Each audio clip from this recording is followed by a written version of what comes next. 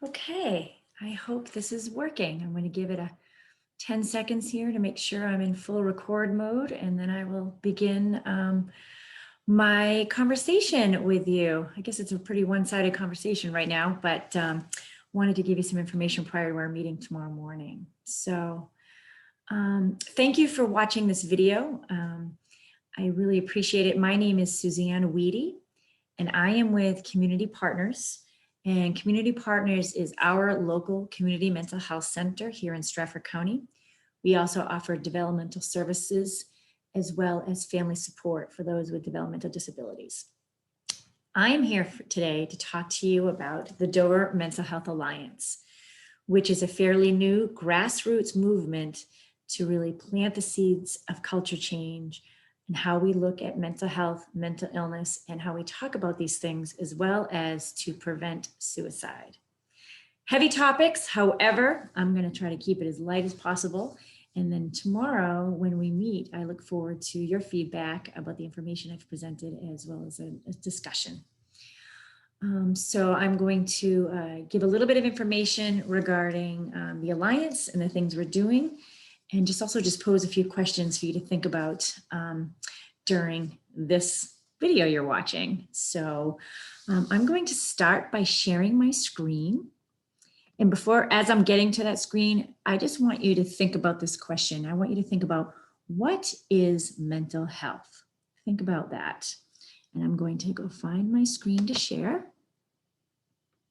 It's not a test. I'll give you some answers, but I'm going to start my my presentation with this slideshow. So here it is, plain and simple. Mental health. Mental health is a state of well-being in which an individual realizes their own abilities, can cope with the normal stresses of life, can work productively, can't say that word, can work productively, and contributes to their community. It's pretty straightforward. I'm sure you had facets of this definition in your own head when you were thinking about it. But did you know that mental health and mental health challenges are relevant to us all? And yes, this is the case. No matter what one might think, our health does not stop at our neck. It goes all the way up through our head.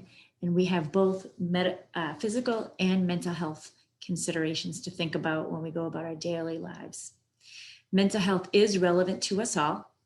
And you can think of it as sort of on a continuum, where we hope, with the definition I just showed you about what mental health is that we're in the left side of this mental health continuum, in the flourishing area.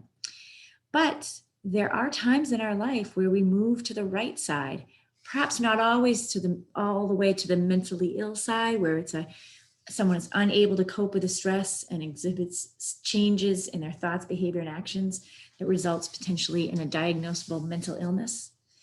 But the majority of us are along the continuum on that left to sometimes the middle part of this chart right here. We all experience ups and downs. We all have times where it's hard to get out of funk. And that is totally normal until it's not. And then that's when one really needs to start speaking up and speaking about what's happening, because they may need a little extra help.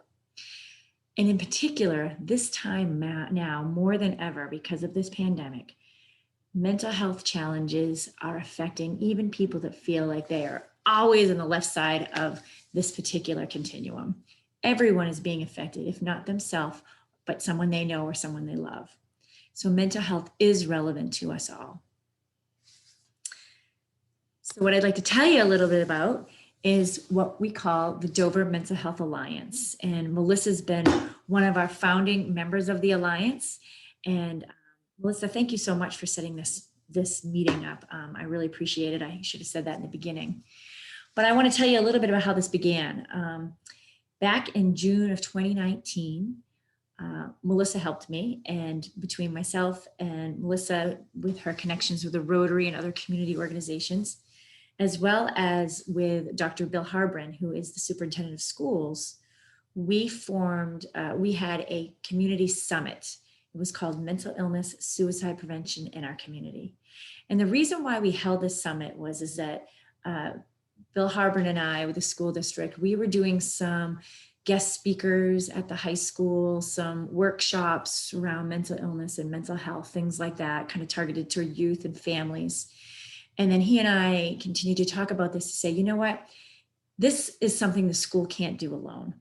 If we're talking about mental health education, having a greater sense of well-being, and addressing mental health challenges, this cannot be just something that the school takes on. It can't be also the community mental health centers. It can't be their responsibility solely either, or the hospitals. What we said is we really need to look at this and take a community approach to talking about mental health education, mental illness, stigma elimination, and suicide prevention. And we need to incorporate the entire community within these discussions. And so a summit was held with high-level community stakeholders. Bill and I hosted this at the hospital a couple of years ago. And it was facilitated by New Hampshire Listens. And basically the executive summary that was derived from the summit is that our community members want and need relevant mental health education, awareness, suicide prevention education, and stigma elimination. And this challenge must be met by the entire community. You know, we all know mental health challenges are a problem, you know, pre-pandemic. We all knew that this was the case. We all know that people have, you know, suffer with anxiety or depression or things like that, or maybe some other more traumatic ailments. But other than like real therapists that do one-on-one or group counseling, there isn't a whole lot community-wide in tackling these challenges and tackling the education of it. So this alliance was built from this summit where we said, we as a community want to do something. We want to have more relevant mental health education, not just for the school district and the families, not just for the medical professionals, but for everybody, people in business, people that own businesses, large and small, faith leaders, first responders, civic leaders, and citizens like you and I. We all need to be part of the solution. And that was what came out of this executive summary and the summit that we held back in June of 2019. So over the next several months into 2020, through the collective work, the Dover Mental Health Alliance was born. And through a huge group of community stakeholders, upwards of 25 to 50 people at meetings, we came up with what we call the logo here, which we're very proud of, and it was called the Dover Mental Health Alliance. Just to give you a quick snapshot regarding statistics from the CDC and the National Institute of Mental Health. 1 in 5 adults experience a mental illness or a mental health challenge. That's a lot of people. It's 20% of a group full of people. 1 in 25 experience a serious mental illness. Anxiety disorders is a huge portion of what might be challenging people. And that's on that continuum of a mental health challenge. And when you think potentially of mental illnesses, you know, we might go just to the total right side of that continuum where we're talking about PTSD or bipolar or schizophrenia. Well, the percentage of the population that are diagnosed with those mental illnesses is a very small percentage. It's people like you and I that have mental health challenges that come and go through the regular everyday stresses of life and the events that happen within our life. Just some statistics regarding businesses and employees. It is costing our businesses millions and billions and trillions of dollars in either lost work productivity, talking about insurance costs, lost earnings. So mental health challenges, whether they are of your employees, your coworkers, they are, you know, these challenges range within the millions or billions or trillions, depending on what kind of statistic you want to look at here. That is affecting lots of people and lots of businesses. So along comes the Dover Mental Health Alliance. And through the work of this collective work of this community stakeholder group, we have come up with a mission, we've come up with a vision, and we've come up with a strategic plan and within a logic model of how we want to approach mental health and wellness and have it as a community-wide effort. And so a couple of things that we've done is the Dover Mental Health Alliance is pursuing ways to create safe, judgment-free spaces within our community, either within a business that has employees, where that company wants to create a mental health friendly environment, or if you're an outward facing business and you have people like a coffee shop, you never know who's going to come through that door.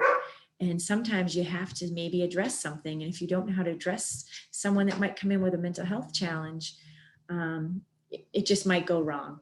So we are what we call creating places. And these places are organizations or businesses within the community that are recognized as safe, judgment-free spaces. And how they are recognized as such is that employees or volunteers within the organization will be trained in what we call mental health first aid, which is a first aid type course that gives you tools to be able to recognize and respond to someone in emotional distress, and then to get them the appropriate help they need. This is not making one a therapist. This is empowering one to be able to give someone the first help, the first aid type help they need if within an emotional crisis. These places will also display and uphold the mission and the vision of the Dover Mental Health Alliance. We'll also have mental health resources available, posted, and we'll ensure that a mental health first aid trained employees on site at all times during regular business hours. Another part of becoming a place is to also have a portion of your staff go through what we call adverse childhood experience training, or ACEs training. And if you're not familiar with that, it's a remarkable study that was done over a 17-year period in the late 90s that really studied chronic childhood trauma and its effects on young adults and adults that may result in either mental health challenges, mental illness, or substance misuse. So in a sense, it really gives you an understanding and an appreciation as to why someone is behaving how they are behaving. It may not necessarily be because they're a bad egg or they've got issues. It's because perhaps they've had some real trauma in their background, and that really does kind of go to the root of some of these problems. So this approach regarding these places, we will also take another step to help organizations that are currently places become what we call a mental health friendly workplace. And so the Alliance will work with these organizations to help develop best practices around mental health within the workplace. And the reason why this is important, and I'm going to send you an article as well to read, that was something that Robin Williams, I believe, wrote, is that people come to work every day. And when they arrive at their office or wherever they work, they have a smile on their face. But things are happening in their personal life, sometimes not so great. And sometimes that bubbles over, and it's really hard to cope with regular work days or have meaningful relationships or productive relationships. And it may not necessarily be because this person or that person just doesn't know how to deal with people. It's because they have personal lives and things that go on in those lives as well. So we want to help organizations create mental health friendly workplaces so that employees know and employers recognize that, stuff happens in our life, and the more we can support one another, the more that people can normalize the conversation about mental health challenges and feel empowered to get help and stop feeling shame or discrimination. Because that's one of the big issues around mental health challenges, is that it's a taboo subject. People don't like to talk about it because maybe they, it makes them look really bad. Maybe they can't do their job or, be the person they want to be. But really, as I said in the beginning, health does not stop at your neck. We all need to take care of not only our physical selves, but our mental health as well. And it's very important for people to have compassion and understand that people go through things and it's okay. And if we are empowered to normalize these conversations, then people will get help without feeling shame or discrimination.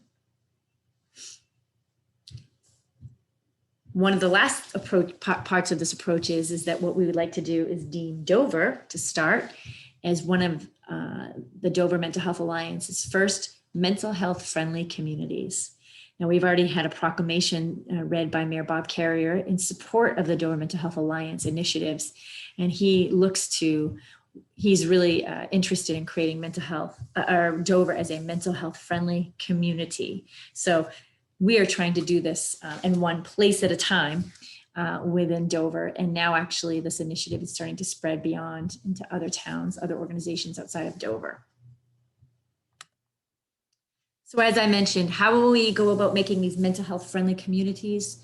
Well, we will what we call create these places within our community. We are offering training that they call Mental Health First Aid, which is an international program designed to teach people how to recognize and respond to someone in emotional distress. It also really does a great thing regarding stigma, and it gives people a much better understanding of what mental illness is, what it isn't, and how how to tackle the perceptions maybe one has grown up with because of what the media has portrayed as mental illness, or what we've grown up with in the message we received as young children. As I mentioned, we are also incorporating and partnering with what we call Master ACE trainers to deliver the Adverse Childhood Experience training. And this actually doesn't really give you so much tools, but what it does is give you a much better understanding of what may have happened in someone's past and how it could be affecting them in the future. It's one of these questions, if someone's acting a certain way, why do you say, the question shouldn't be what's wrong with you. It should be what happened to you. And that really just opens people's heart with empathy and compassion to understand that people have situations and circumstances and past lives that, lives prior to that particular moment that affect how they go about their daily business.